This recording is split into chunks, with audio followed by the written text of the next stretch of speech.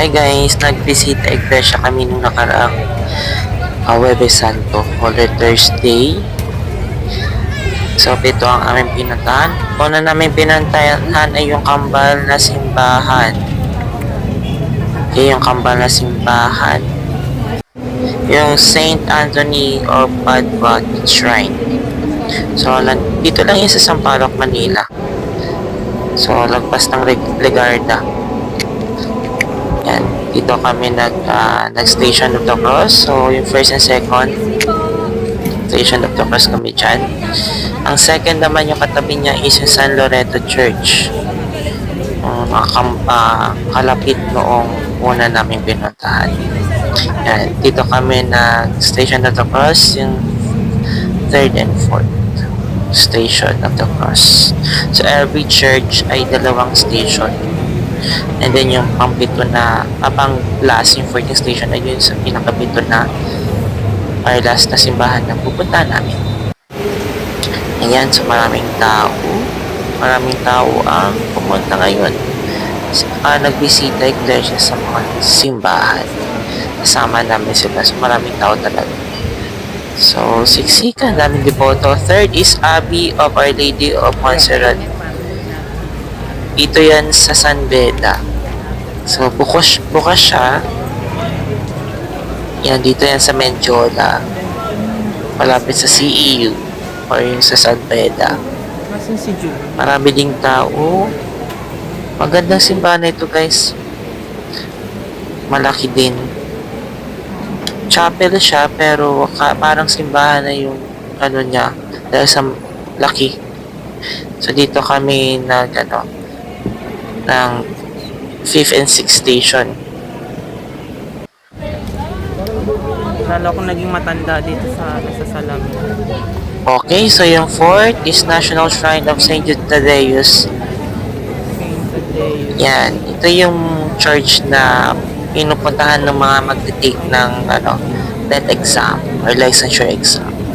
Yan, kay St. Tadeus. Yan ako Yan, dito kami nagpunta. Malapit ito sa Malacanang, San Miguel, Manila. Malapit lang siya. So, tadaan lang kayo dyan sa sa La Consolacion. Papunta dito.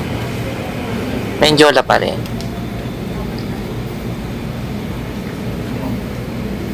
Tapos, 7th na, di ba?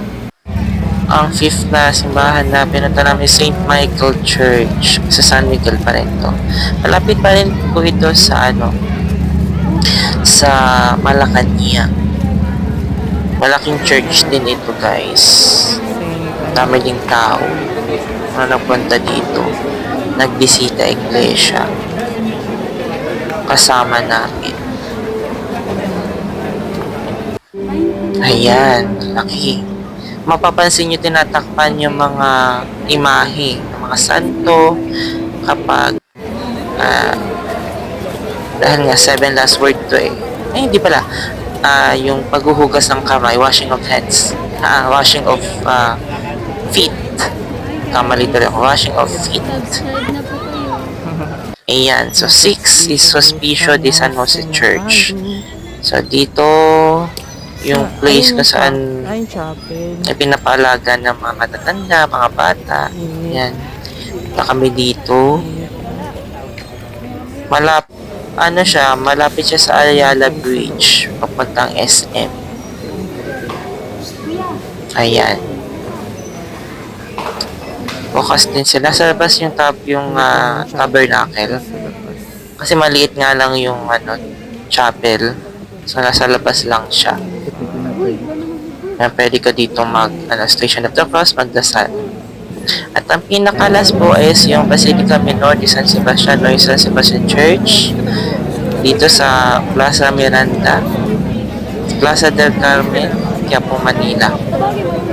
Ito sa OER Priest. Malapit po siya sa St. Rita College, Manila. Po yung pinakalas na pinuntahan.